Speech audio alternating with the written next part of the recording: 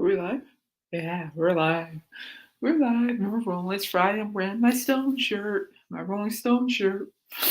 Oh man, how's everybody doing? Everybody doing good? Yeah, it's Friday and yeah, I'm gonna say TGIF, but I'm not going to because bleh, every time I, sorry people, too much coffee. We drink too much coffee. Every time I hear the word TGIF, I think onion rings, and I am hungry. And eating onion rings will not be very beneficial for me right now, even though it does sound really good at the moment. So happy Friday! Woo! Man, it's been a good week. Um, I didn't have anything too fascinating going on. It was just, in a lot of cases, I was just staying out of trouble as per usual, and you know, you know me, it's hard to stay out of trouble and all that fun jazz, but it's all good, all good. It's all good. Let's see here. Sorry, people, I'm bouncing around. Okay. So, let's see. Anything special happened this week? Trying to think. Seriously, I'm trying to think. Not really. My specialty mess finally showed up, so I get to start that tomorrow, which I really hope it works. Because this chronic pain is being a joy killer. It really is.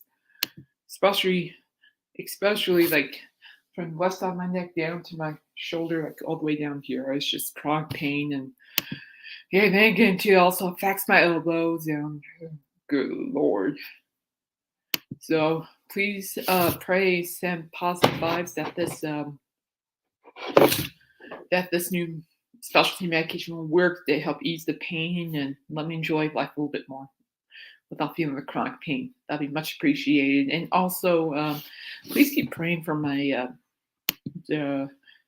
what do you call it, my mental health, of course, and the physical aspects of what I have. It's just, I mean, I'm proud of myself because I'm getting better at recognizing what I need to be doing. I'm getting better at recognizing what's you know throwing me off with my anxiety or causing me to be in a depressive mood.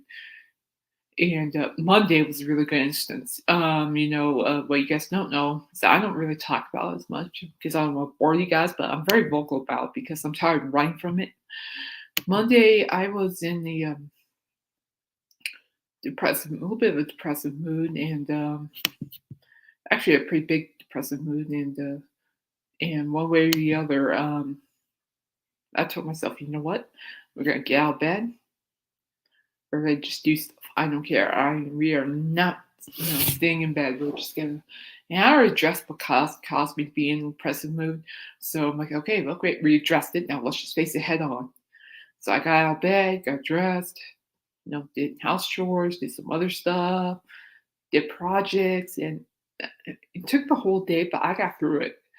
And I tell you what, that's a big success for me, for sure. And I'm very proud of myself. I mean, the mental aspects of what I have is just it's challenging, and so I'm very proud of myself that on Monday I made myself get out of bed and made myself just move around, do stuff. And also what's even better is that Monday nights when my favorite DJ's back on the air, and he keeps me company. He keeps me sane on nights where I just want to hide. I'm serious. And this is true, people. I'm pretty sure a lot of you can relate to me on this. It's like this, okay? It's like I know I'm not the only one in this house, and I know there are animals here, but man, there are times where I just feel like I'm alone. I think a lot of people can actually relate to me on that level. And so shout out to Nights with Alice Cooper for keeping me company and your moral support. Yes, yes. And also, thanks for putting up with my muck. I haven't. I know I'm being kind of annoying, uh, but uh, but hearing Nights with Alice Cooper really he keeps me.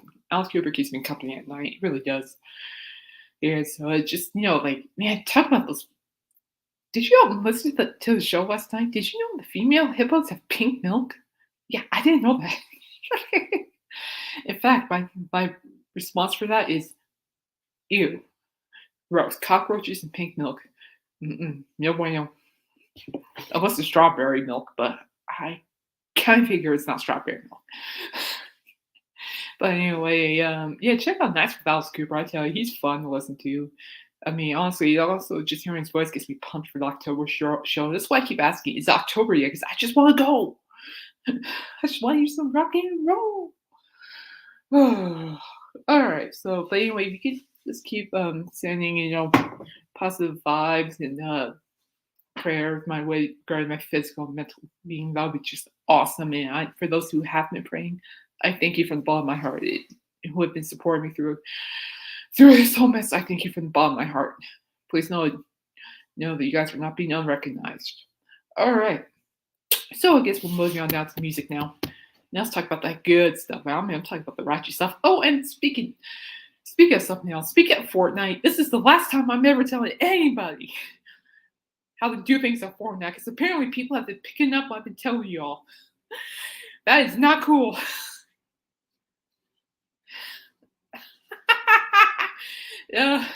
Well, Dusty Spins, pink milk, yes, pink milk. And no, it's not strawberry flavor. If you really want to know, it's from female hippos.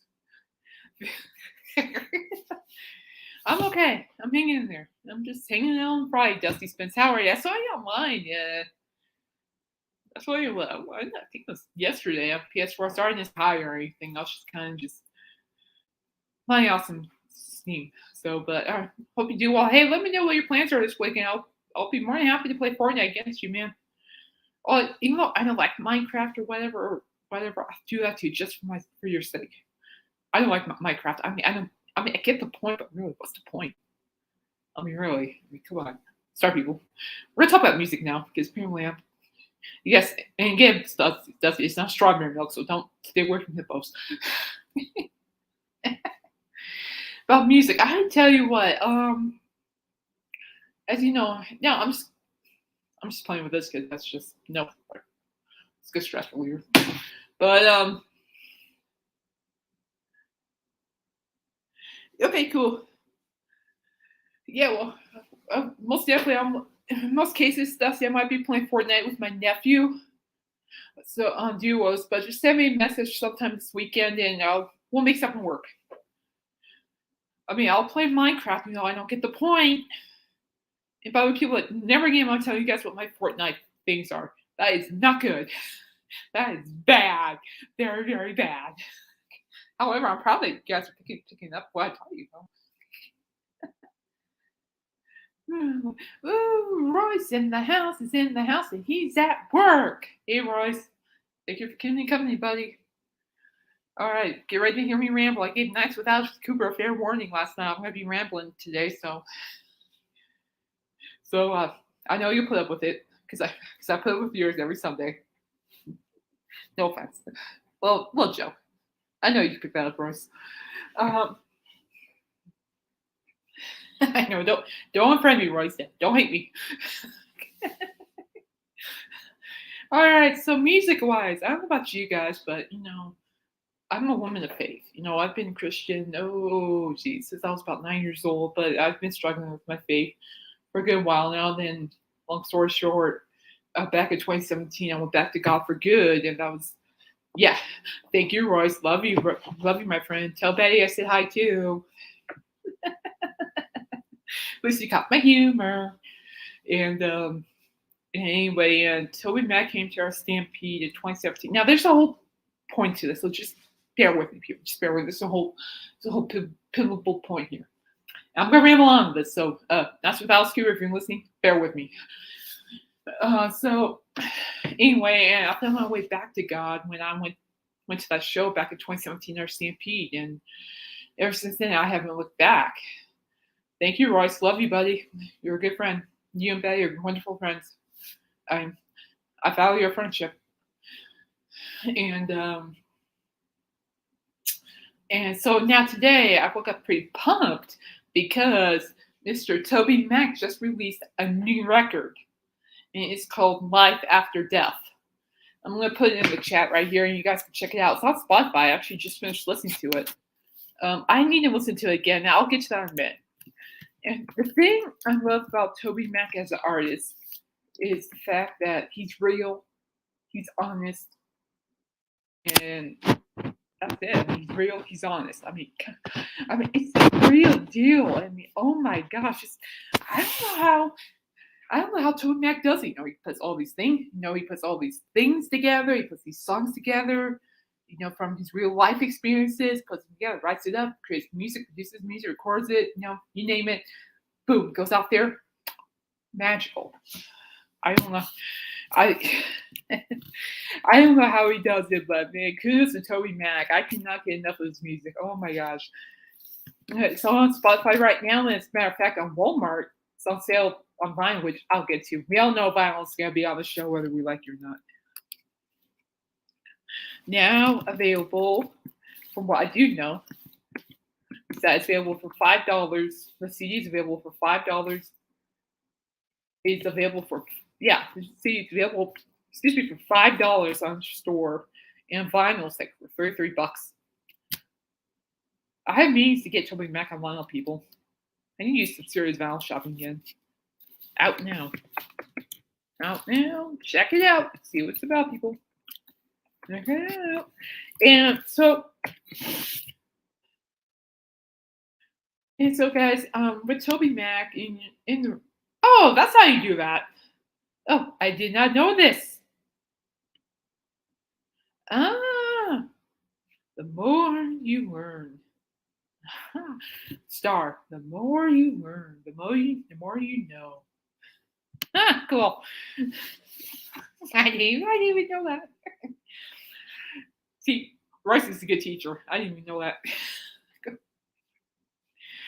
Okay, but anyway, what I like about Toby again is like he crafts this music into real life experiences. And so I grew up listening to him. Okay, I was big on Christian music. I still am. I'm more of the old school. I'm so old school, and you will know this by now if I'm listening to Alice Cooper. You will know this by now. And, now, I'm not calling you old, Alice. So forgive me. I'm not calling you old. No. Maybe Royce is, but I'm not. Throw you under the bus. Okay, no one's calling you old, Alice. We love you.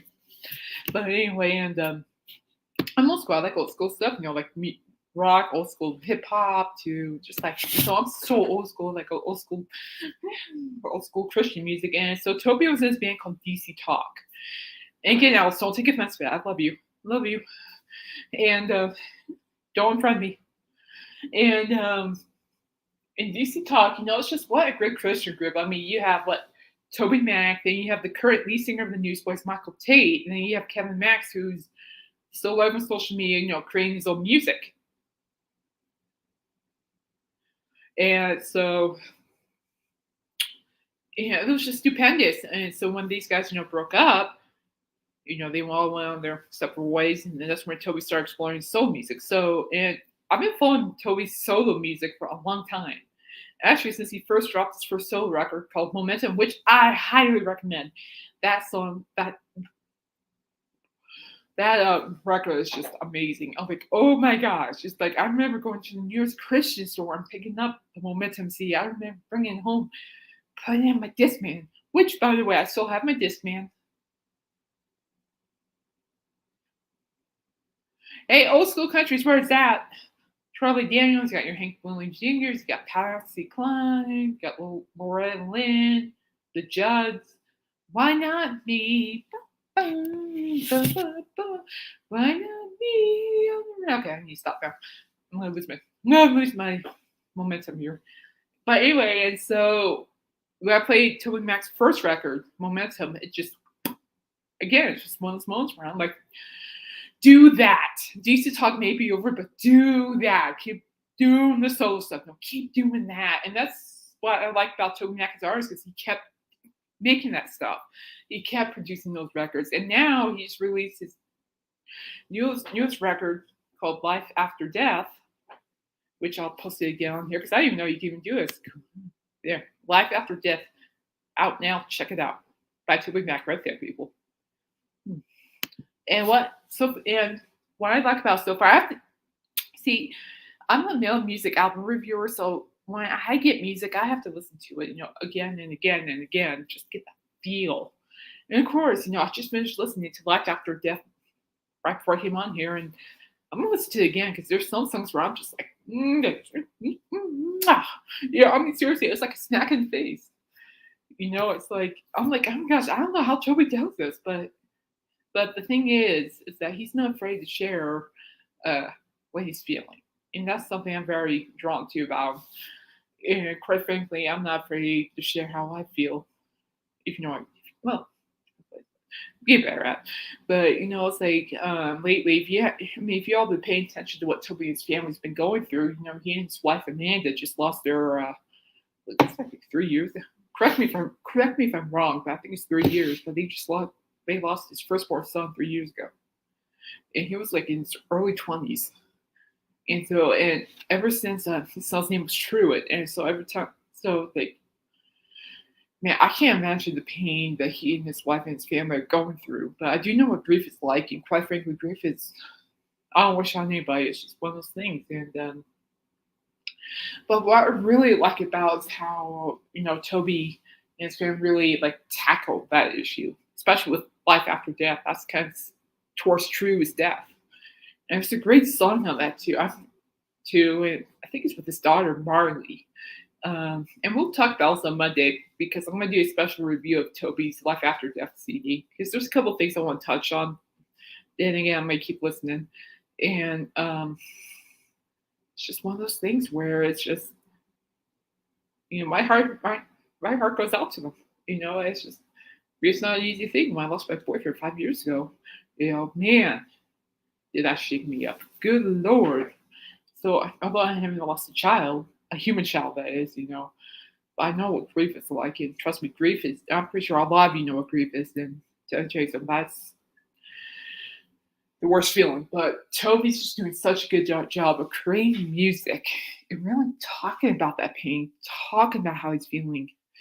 And it's like the last time we was at our Stampede was before I got my right knee replaced. I was in the wheelchair, but whatever. I got to go up front. Whatever. That was the second time Toby showed up at our Stampede, and he just thanked everybody for the support. And I'll tell you something. What you hear on the record, what you is pretty much what you're gonna hear on stage. It's what you're gonna see on stage. What you see when you see Toby Mac on stage, that's what you're gonna get. He's real, and that's why I love him. And he's not afraid to preach. He's not afraid to. He's very kind of what Alice Cooper is with his Christianity. It's very vocal. I mean, that's what I like about Alice Cooper and Toby Mac. They're very vocal about their faith. I love it very much. I admire people like that. I'm vocal about it too. So, but anyway, yeah. So check it out. Life After Death by Toby Mac. It's on Spotify. I'm gonna listen to it again. And my goal is to give you guys a little special of a review, a review of it because a review, review, and we'll talk about. And there's a couple of things that really hit me, and there are really good takeaways that I would love to point out. So if you guys want to listen to it before Monday, please do so. If you want to wait till after Monday, that's fine. But I think for you guys to understand what I'm going to be talking about, I would kind of give you guys like a little overview of what I'm going to talk about. I think, it'd be best if you guys, listen to that record, and then we'll talk about that. It's a great record. I swear it's a great record. And it just hits up. There's a lot of soul and a lot of funk. Oh my goodness. I cannot tell how much it's great to hear that beat. It's like Toby always has with his music. Toby always has that. I'm like, in fact, I actually just added the album to my Music is Power playlist and my Fortnite playlist. Yes, I will play that album on Fortnite. No doubt about. Speaking of Fortnite, bringing something nice with Alice Cooper.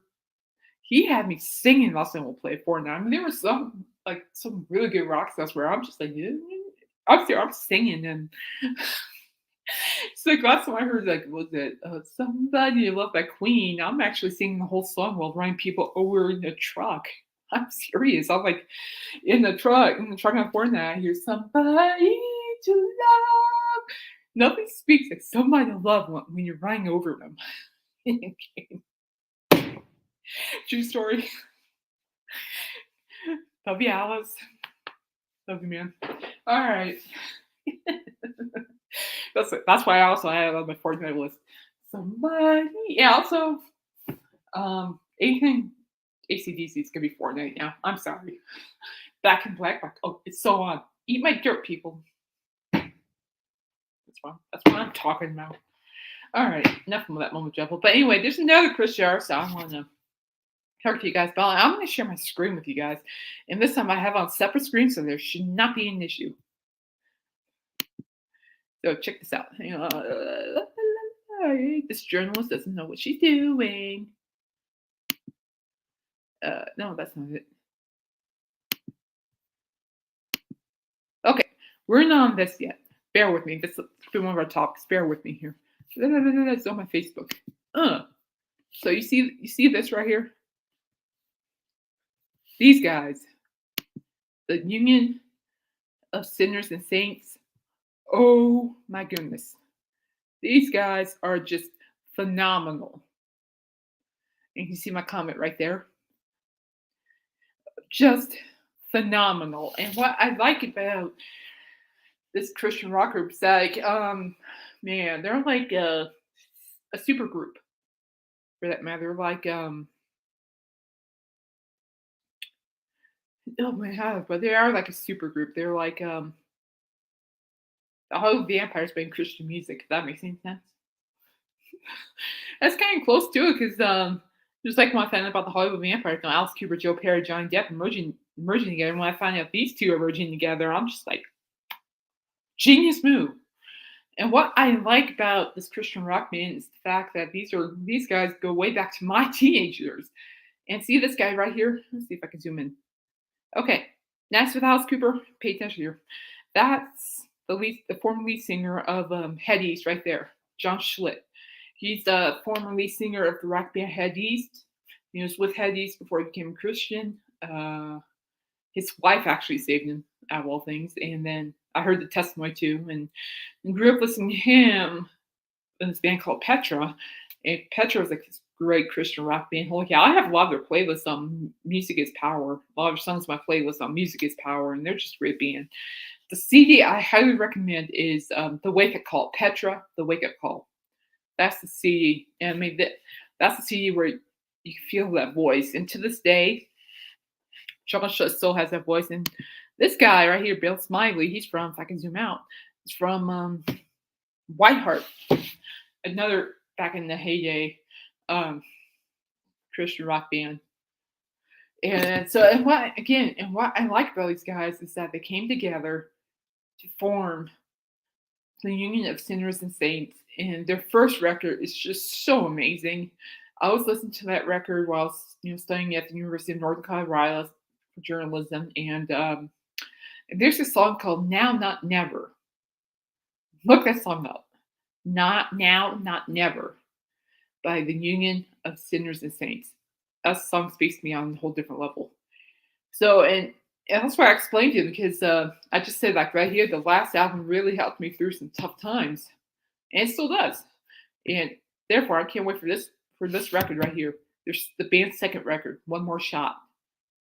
Quite a great title, don't you think? Just one more shot. Just one chance, one more shot.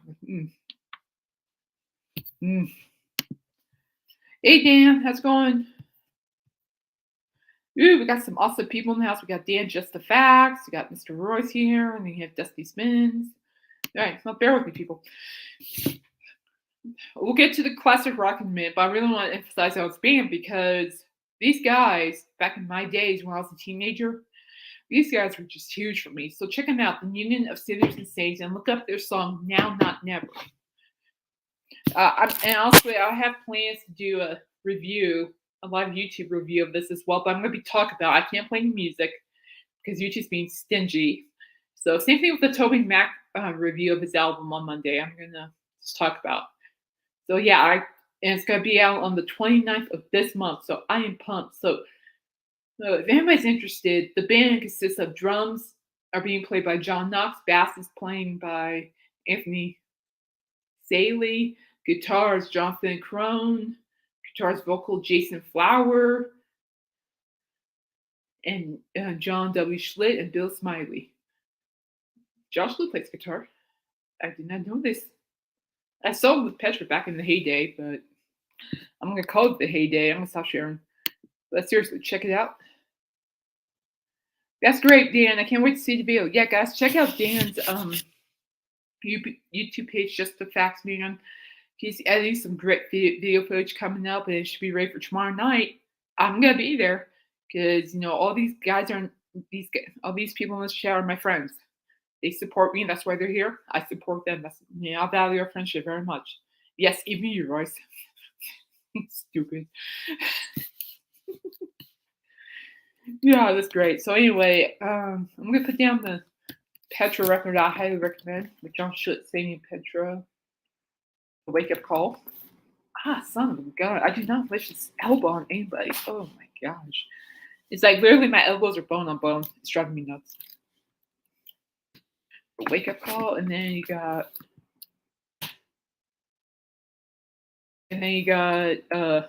Now, Not, Never, Reunion. This is bad because I know I'm going to butcher it. Saints and Sinners.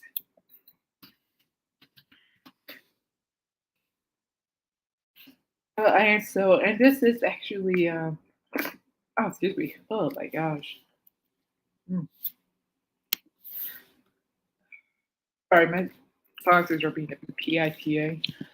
All right, Saints and Sinners. And this is a great song. And anyway, check that stuff out. And if you guys do, I'm not going to force it on you, but if you do, great, let me know. If you don't, that's okay. I'm not going to force it on you.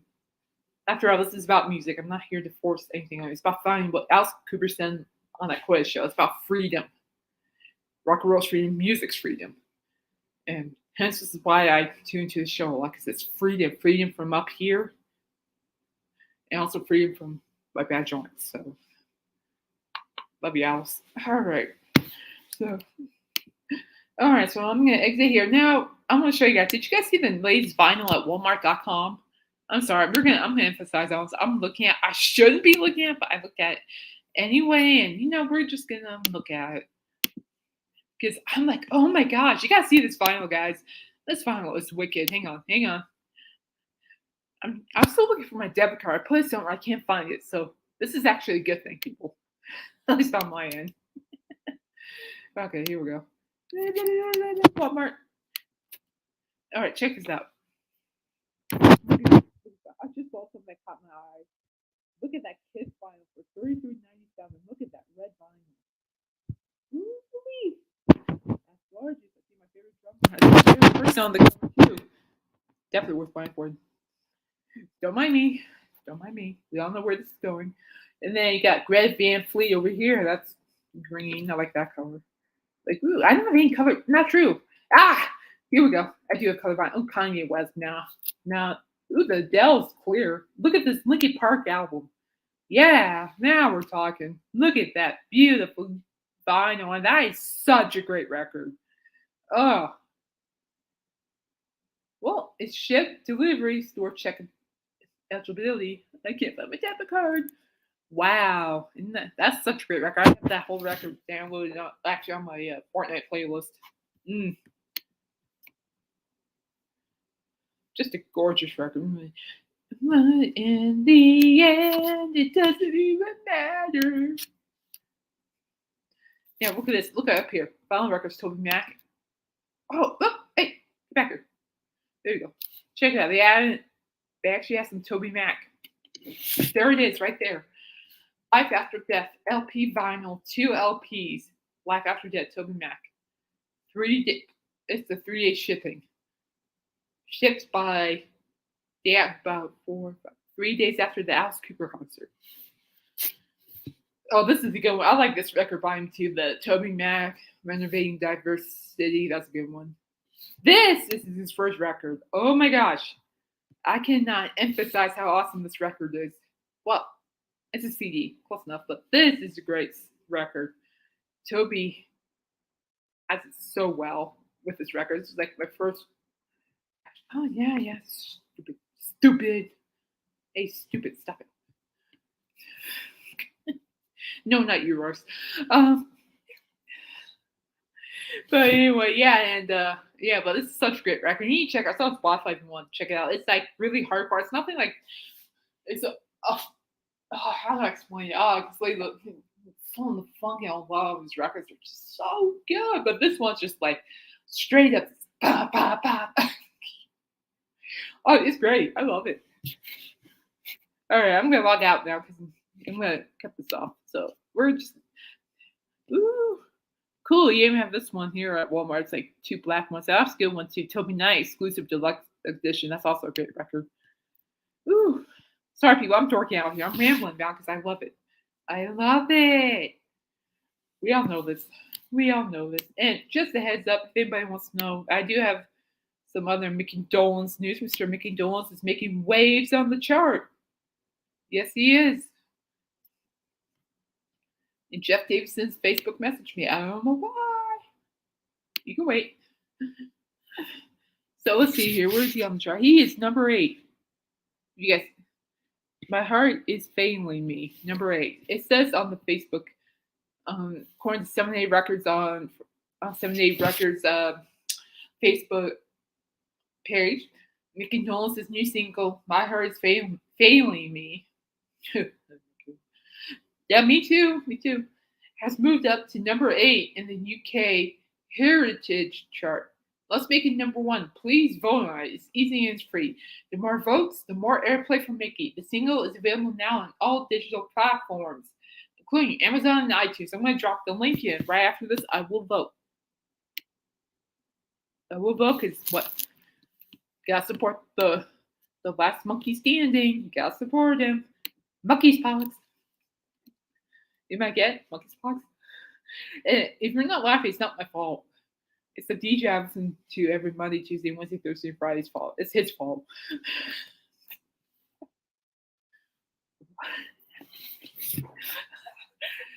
And if you're telling me I need new friends, I know that, but come on.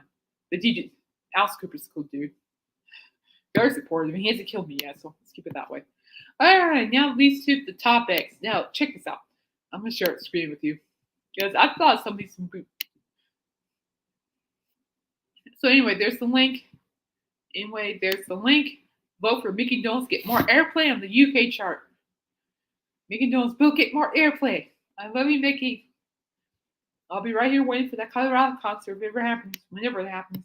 I'm guessing it's a rumor, but man. Just say Mickey Dolenz to Northern Colorado, Denver. I'm still there. Trust me, I'll be there. We all know this.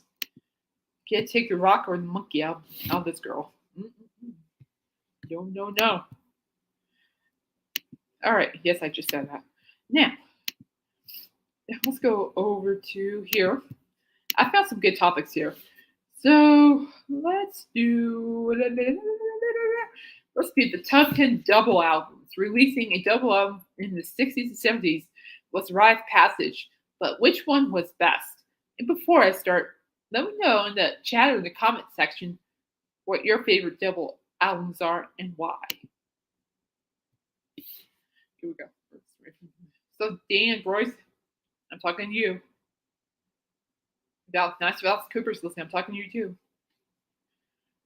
We're friends after all. I'm talking to you too. Blah, blah, blah, blah. I don't care. Here we go. The top 10 double albums. Releasing a double album. Blah, blah, blah, blah. Okay, yada. All right. Number 10, Fleetwood Mac, Tusk, 1979.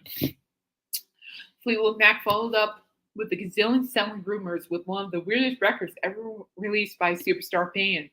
It cost more than $1 million to make a record number track in 1979. And like the Beatles' White Album found later in our gallery at the top 10 double albums, it plays like several solo records by various members with the bandmates serving as the backing musicians.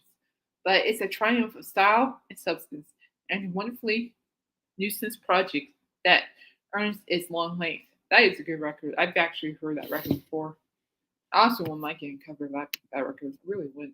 I mean, not Fleetwood Mac. I mean, I'm going one Fleetwood Mac in this world. All right, number 9 goes to The Who, Tommy, 1969. Pete Townsend called The Who's 4th album a rock opera. And it opened the gates to a whole bunch of messy, pretentious records over the next several decades. But The Who's sprawling and vicious story about a kid's awakening, I'm going to save that part, is told through a battering of guitars, drums, and god rock vocals. No one else even came close. Fair enough. Now we're talking. Shout out to my friend Linda Foster for this one. Pink Floyd, The Wall, 1979, and I agree. I'm surprised it's not even like near the top five or top four for that matter.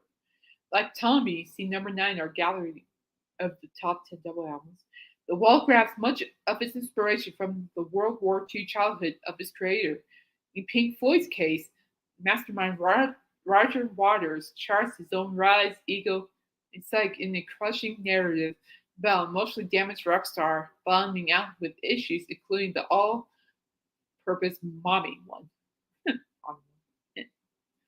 Oh no! I see. I don't know. I was looking at this list earlier, and this record right here, I'm even more surprised it's not even in the top. I think this. I personally think that. I personally think this is kind of a rigged list. This one should at least be like 2 or 3. But anyway, number 7, Led Zeppelin, Physical Graffiti, 1975. Led Zeppelin's most uh, Got You On album is made up of thunderous new tracks and leftovers from previous albums. It's not always a seamless mix. The recent songs are easy to pick out, but the band manages to pull it together with massively epic songs that bridge Eastern and Western music. Possibly the most Zepp-like album of their career. That's opinion. That's opinion. Dan, Royce, what are your thoughts about this one? You guys are Zeppelin fans. Give me your thoughts. I don't know. I maybe in their career, but I don't know. I need to think about it. That's an opinion. That's debatable.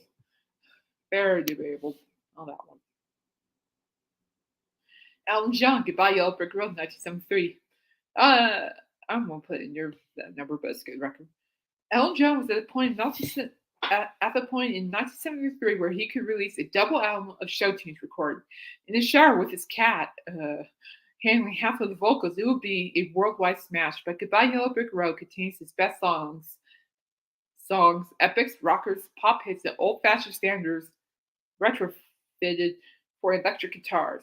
And it all falls together as one of the best sounding records of the decade. Debatable on the decade part. On the decade coming. Debatable. Derek and the Dominoes, Layla and the Other Assorted Love Songs, 1970. I did not know about this one. Anybody know about this one? I have no idea about this one. The ultimate song cycle of love in all of its complicated shades, from unrequited to what's up with these words? Spurned to brokenhearted. Eric Clapton brainstormed the project in light of his complicated relationship with George Harrison and Harrison's wife, whom Clapton pinned to. Oh, I know that story. Although a stirring mix of originals and covers, Clapton and band, including Duane Allman, swore through the hole in his heart. Yeah, that's actually pretty. Okay. Yeah, see? Thank you, Royce. That is good one. I agree. Oh, here you go, Royce. Number 4. I don't understand why this is not even number 1. Jimi Hendrix, Electric Ladyland, 1968. Hendrix's third album is his most really rich experience, an overload of music ideas from the outer spaces of his mind. The patterns and textures layered throughout the album remain among rock's most visionary. Electric Ladyland is a blend of rock, blues, jazz, soul, funk, and folk that filters the 60s through a futuristic fever dream. I like the record. That's a good record. I don't understand why it would be like 3 or 2. So far, every one of these are masterpieces, but for Hard to Break, it breaking down to just a 10. Oh, totally. Totally, Dusty Spins, totally. It is totally, very much so. I don't know, this is giving me a little bit of a migraine because I'm thinking about it. I'm like, no, that's debatable, questionable. All right, up number 3, Beatles, The Beatles, 1968. More than any other record in our gallery of top 10 double albums, The Beatles' White Album is the one that still reveals new insight with each listen. The Fab Four basically played back in band to each other's solo records on the record, and the songs unfurl like their past and present histories. It's the Beatles at their most splintered, personal, and ambitious. Debatable and ambitious. That's debatable. I personally I feel it that way, but it's like I don't know. I'm a little conflicted with that because it's like the Beatles, yes, that's a great record, and yes, they're one of the strong, profound bands, and yes, I know a lot of people value them. I know I do too, but I'm gonna say like the most ambitious record. If you want to talk about ambitious, it's gotta go down to A Hard Day's Night. I think the Beatles record, A Hard Day's Night, is probably their most ambitious record. But that's just me. Bob Dylan, Blonde on Blonde, 1966, and that's number two. Bob Dylan capped 12 months of tremendous output, starting with Bringing It All Back Home, quickly followed by Highway 61 Revisited. The two record Blonde on Blonde record in New York, excuse me, oh, my nose, and Nashville with members of the band and session musicians. From sweet pop to bluesy rockers to 11-minute epics, Blonde on Blonde is Dylan's most sprawling record. Song for song, it could be its best. I agree. That is wholeheartedly a great song. And honestly, Bob Dylan's a genius. He really is. I know he was. I know he was like a big topic in my persuasive communication class too. That's what I'm talking about. This is actually one of my favorite Rolling Stones albums, and I have this album. It's a great record. I want to put it on number one though. I would not, but it's a great record. It's one of my favorites. Rolling Stones, Exile on Main Street, 1972. Great record. Fantastic record. From the muddy production to the grimy excuse me, guitars to the snap together songs, Exile on Main Street is the sound of drugs, fatigue, and ego sinking in. Yeah, you can smell the egos on that record, but and it wouldn't work any other way. Nobody could touch the Stones at this point. And this, the ACS work, if I pronounce it wrong, I'm sorry. Bluesy, doped up tracks that barely hide the Hinduism that feels them and stands as their life's masterpiece. No wonder it took them more than 5 years and almost as many albums to recover from the high. Double albums don't get better than this. Okay, there's some little debatable here. Live stands as their life's masterpiece. Debatable. There's a couple of Rolling Stones songs. I think that songs or albums, I shall say, that could probably top that. But regardless, that's a great record. I'm gonna go back a little bit. See what else. I saw one more, guys, and I'll leave it at that. Because my computer's gonna die. We all know how my computer is. It's a pain in the rear end. All right, here we go. Oh, let's do this one. Worst solo albums by superstar band members. I was looking at this earlier, and I'm like, oh, we're so doing this. Let's do it. In the now.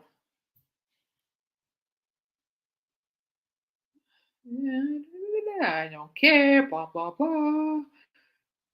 Here we go. All right. This was I actually found this list amusing. Roger Waters, Radio RKOS 1987. Yeah, that would make sense.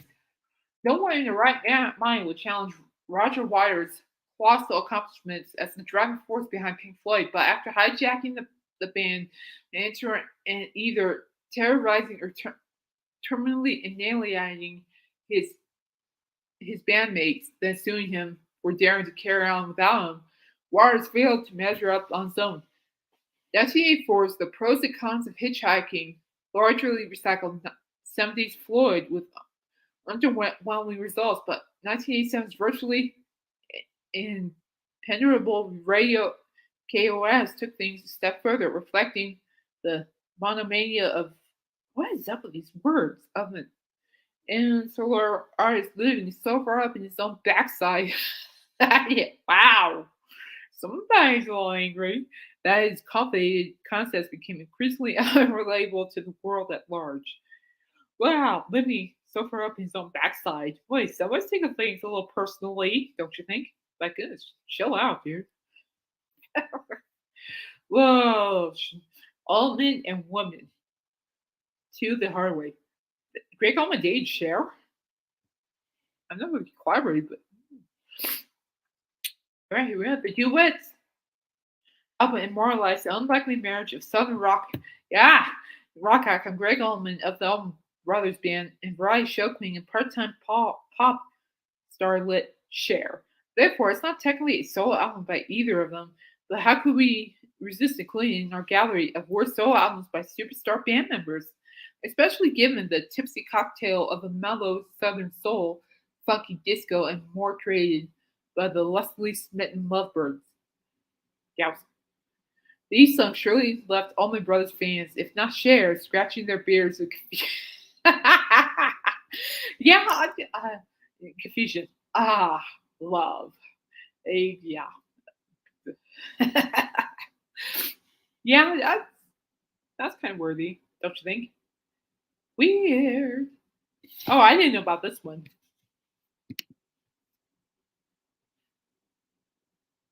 Next up, this is from Dusty Spins. I'm going to show it to you guys.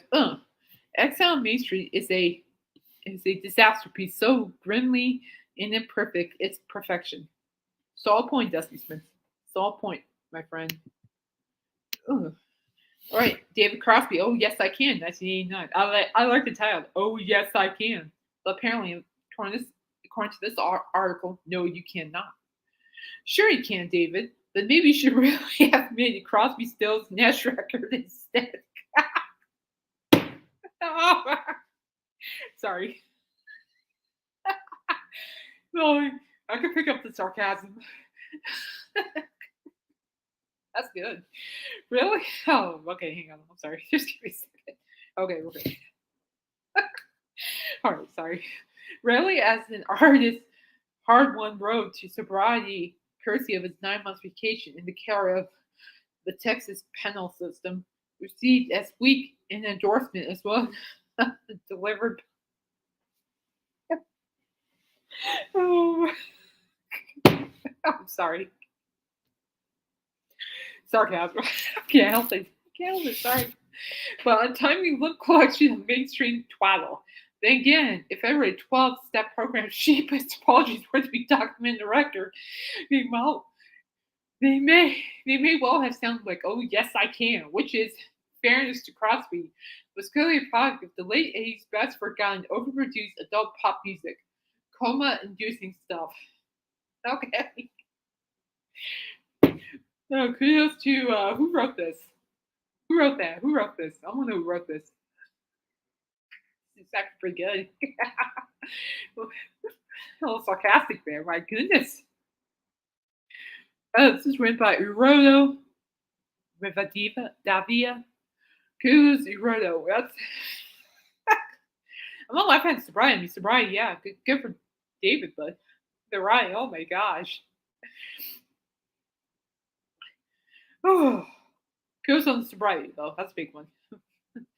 Yowza. Debbie Harry. Who's Debbie Harry? You might know who Debbie Harry is, and that looks very painful. That's a good reason why I don't like needles.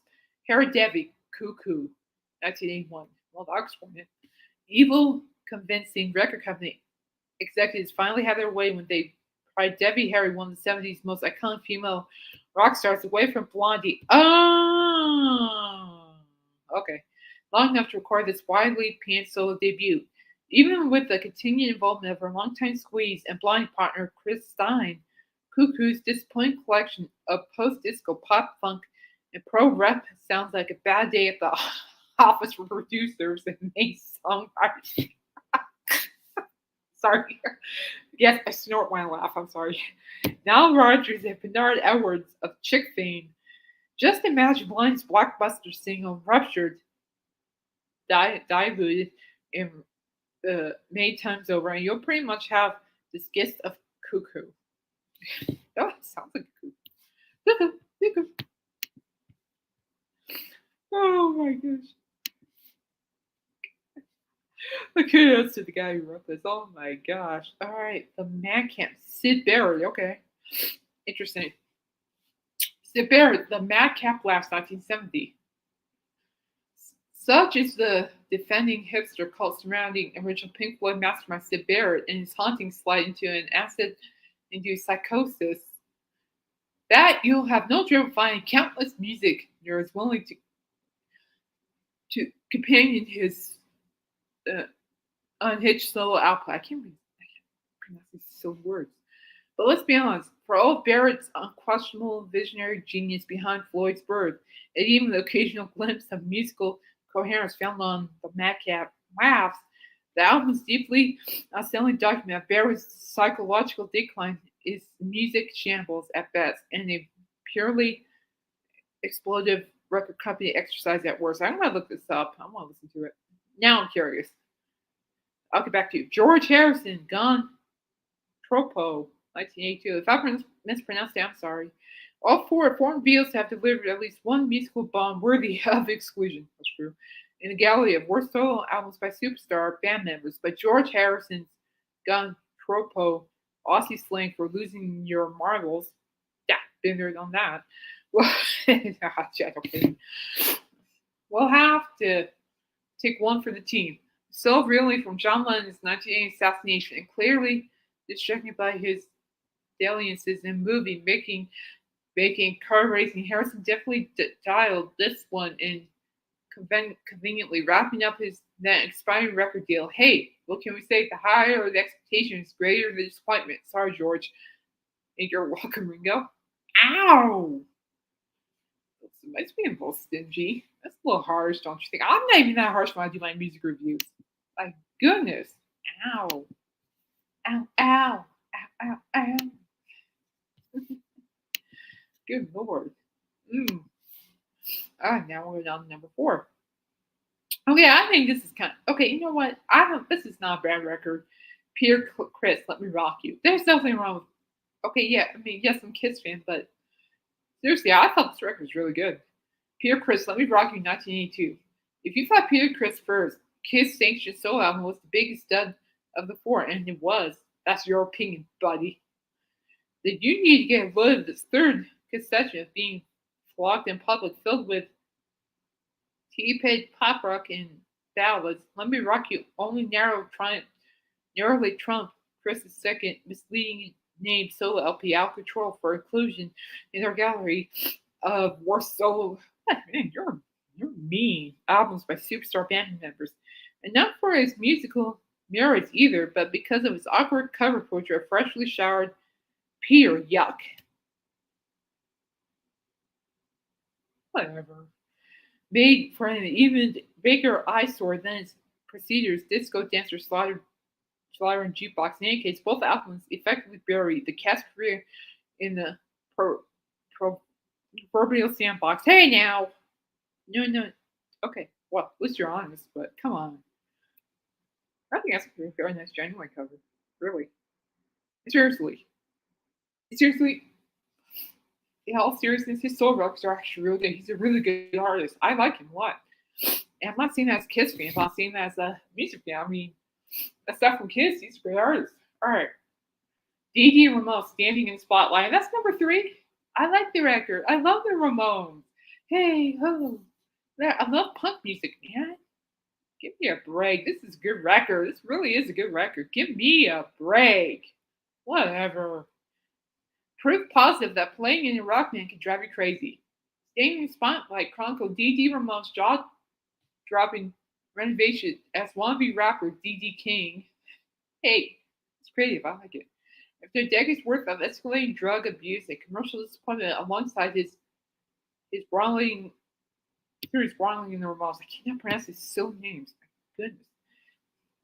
Midlife Crisis ain't one. Harsh. Nothing you could blame him or even stay angry for long with Dee Dee, one of the rock's most lovable and talented runs. He had earnest artistic intentions to go along with parallel timeless contributions to pop rock as the Ramones' chief songwriter. Okay, hold up.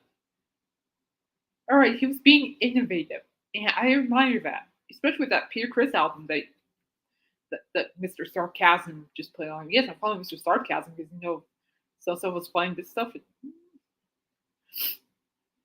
Okay, he has his opinion, okay, but I really like the creativity Dee Dee Ramone put on this record. I really do. I think it was just he saw an opportunity, to step out and to really show himself that he could do other kind of music instead of punk. I mean, come on, give the guy a break on that. Let's give him credit for being creative. Good Lord. Keith Moon, Two Sides of the Moon. Actually, I just watched a Alice Cooper interview talking about that experience with Keith Moon. Oh my gosh. She just brought the fact that Keith Moon, I'm serious, you need to look this up. Alice Cooper on YouTube. Alice Cooper talks about Keith Moon, and he talks about how Keith Moon was in a French maid outfit. Cracked me up. That was, wow, now people, that would be something to see. Keith Moon, 2 sides in 1975. Heck, why stop at just 2 sides? Surely. Surely, Keith Moon, one of the rock's most notorious schizophrenics, deserved a show as many as 5 or 6 sides of his personality. Actually, he sort of did anyway. Drunken Mishap of Covers, often described as the most expensive karaoke album in history. Fast approaching his self-destructive peak, the moon, was aided and abetted by LA's entire decent rock starry life. Probably not a good idea for the Who drummer. If nothing else, the album represents a unattended monument of human liver's remarkable endurance. Keith Moon. That almost says something. I have respect for Keith Moon. I can understand that. I mean, to my understanding, he was like a wild child. I'll give it that. Judged by Alice Cooper, it sounds like he was a wild child. I'll give it that. I'll take Alice's word on that one. Now, number 1, Ray Manzarek, the Golden Scarab. That's some. Jeez, God, I swear. If every solo album single-handedly put a legendary band's achievements into question, it is probably Ray Manzarek's deplorable attempt to find life after the Doors' Viva 1974's unintentionally hilarious Golden Scarab.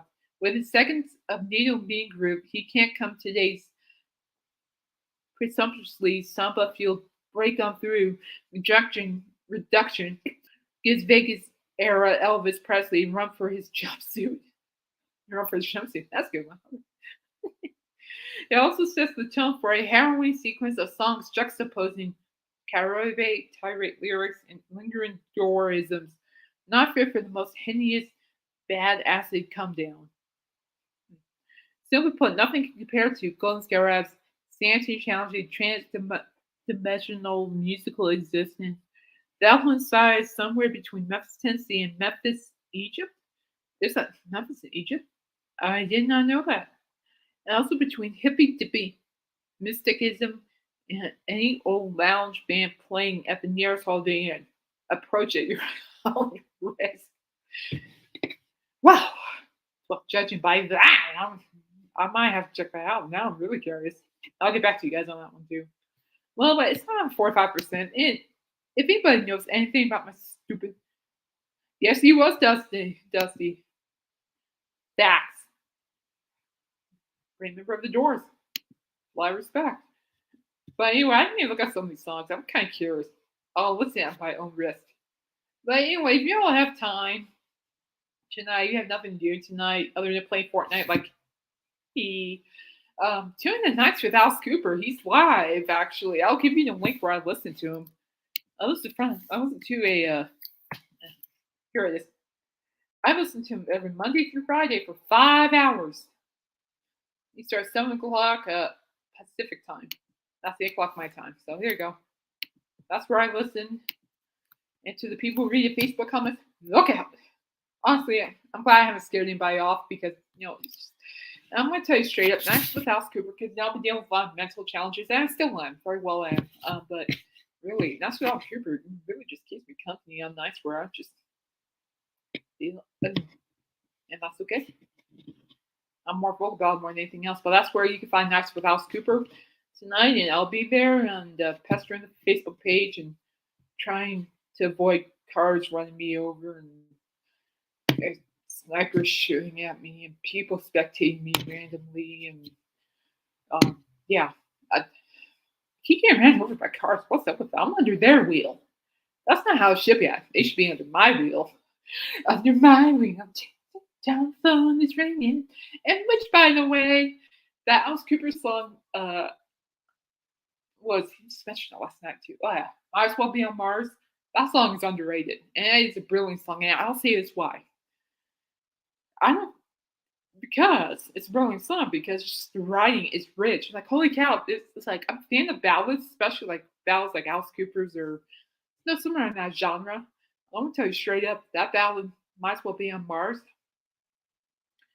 Yeah, the emotions in that song, holy cow. Can you hear me? So close, but yet so far. Might as well be on Mars. I was really singing that while playing Fortnite. Well, trying not to. Well, trying not to get run over by somebody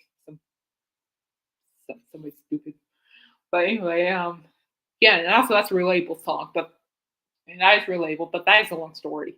And also, shout out to Nice Housekeeper. You keep saying my favorite guy's name. No, you keep saying his name. I'm gonna keep going woo. And every time you bring her up, I'll keep going woo.